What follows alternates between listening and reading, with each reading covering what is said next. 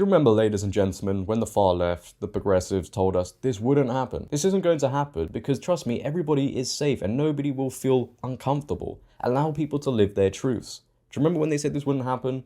And now it does happen. They'll say, well, it's just a minority, we shouldn't really be focusing on this. It's a non-issue, look over there. And now we're seeing more and more of it happen. They're now resorting back to the basics. Oh, you're all bigots. You're TERFs. How dare you deny somebody's truth? The state of the world, ladies and gentlemen. They move the goalposts to suit their narrative, their agendas, because to question this woke, beautiful, stunning world we're living in, well, as we know by now, simply not allowed. We have an all-American swimmer, Riley Gaines, I'm sure you've all heard about this, coming out with a very compelling story exposing a situation with another swimmer, Lia Thomas, who is a trans woman, so a biological dude. Yes, the inclusion of biological men in women's sports is becoming more and more the norm. Another thing the left said at the beginning, it wouldn't happen. Now it does happen. They'll say, well, you're all just bigots anyway. How dare you deny somebody's individual truth? Riley Gaines, however, is coming forward and exposing the fact that her and all the other female swimmers were essentially forced to share a locker room changing room with Lia Thomas, remember, a biological dude. And I say forced because they weren't given consent to this situation. They weren't told about it. So where else do they go? You walk into the locker room, the changing room. Lia Thomas is there, is getting changed, fully exposed. And that's what happened. He exposed his area to all the women in that locker room when he was getting changed. And on top of that, he saw other women getting changed. A biological man in a locker room, females changing rooms, seeing other women, well, I assume getting naked and getting changed.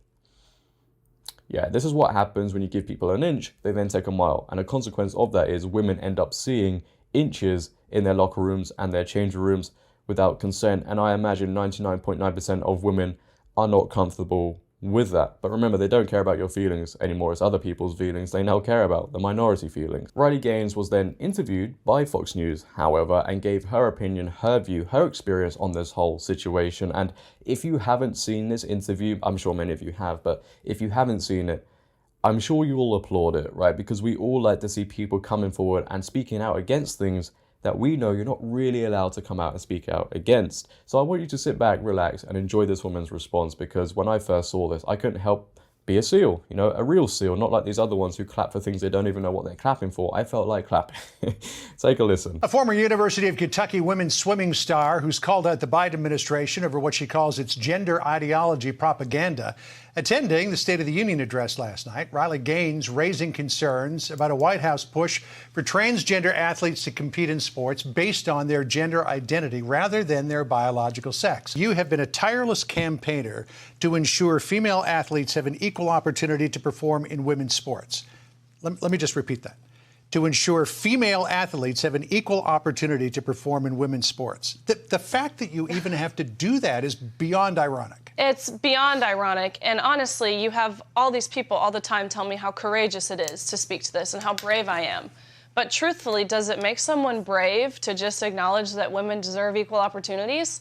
That's how far we've come as a society and within our culture. Right, and you have been roundly criticized by many people for taking this stance. Right. But this is a situation that is unique to women's sports, because you don't hear about male athletes fighting to make sure that male athletes have an equal opportunity to compete in men's sports. No. I mean, if a woman transitions to a man and competes in men's sports, it's going to be no competition. Exactly. But if it goes the other way around, as it did with Lia Thomas, you go from number 462 to number 1 overnight. Exactly. And I think that's important, worth noting. All of these state bills that are being passed, everyone who's arguing in opposition of these fairness in women's sports bills, they're talking about trans women being able to compete. And it's because trans men, they're not under jeopardy. The men's category is not under threat. It's the women's category that's under threat. Right.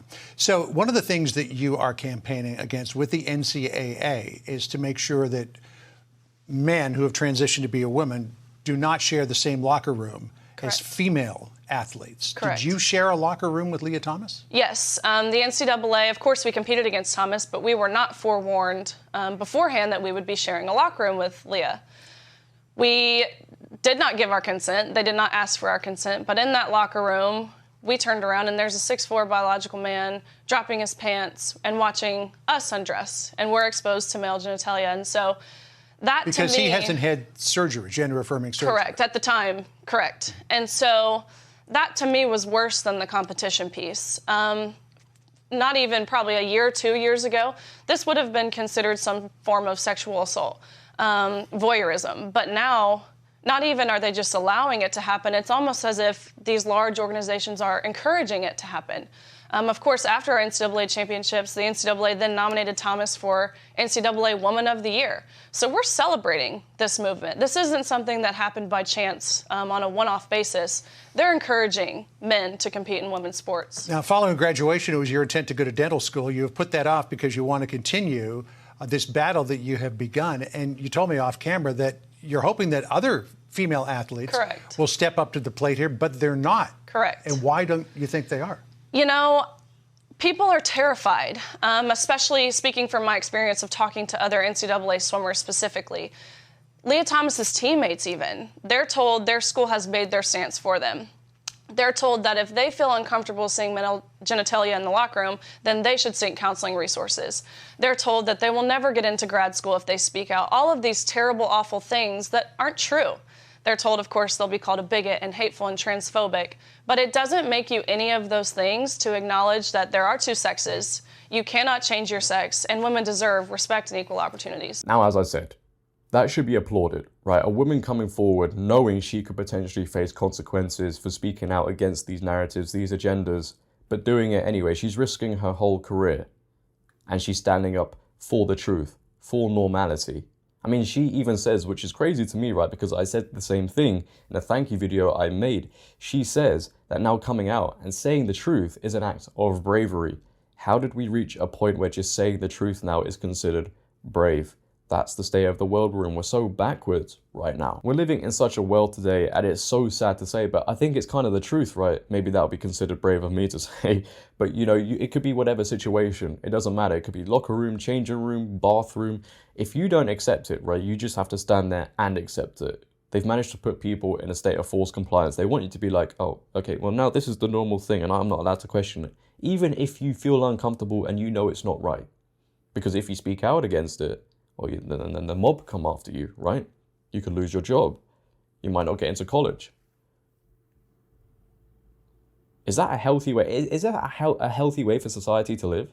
Where people's opinions are now being shut down, silenced, because it may offend somebody, because the truth now just offends a load of people. And aside from changing rooms and locker rooms, because that's one debate, you've got to think about women's sport.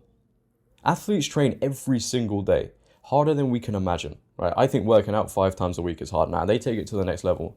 So imagine this, you've got a woman athlete working out, training, grinding every single day to go to the Olympics. She gets accepted. Her first event, she gets there, and this is going to happen. And remember, the Olympics happens once every 4 years. So imagine training for that your whole life. You get there, and you get decimated by a biological dude. If you finish second or third, you got to stand on that podium with a biological dude who finished first, and you got to stand there and accept it. You got to stand there with your bronze, with your silver, and you can't say anything. And you might not even be on the podium. You just might be in the crowd finishing 10th or something, but you still have to accept it. And if you speak out against it, well, guess what? No Olympics for you in the next 4 years. They'll remove you. Those are the consequences people will face. They won't be allowed to speak out against this. Oh, because how dare they? It might offend somebody. I'm so happy Riley Gaines is now becoming an activist, a real activist for normality. There needs to be more women like her in the sports, in different avenues, in different industries. Because when you start speaking up, when you start pushing back, then these things stop happening. I know they've got everybody in a state of forced compliance, but I really do think the more people speak out, the less this stuff happens. But remember, these are just minority situations and non-issues, and we shouldn't worry about them. Yeah. Okay, but what are your thoughts on this whole situation, ladies and gentlemen? What are your thoughts on Riley Gaines, women's sports in general? Do you think women's sports is in danger? I would like to know. If you have enjoyed today's video, then please, for me, make sure to leave a like rating. If you're new, hit that big red subscribe button and turn on bell notifications so you never miss a video. But until next time, it has been your boy JD. Please, for me, make sure to always have a great day and stay safe. I'm out. Peace.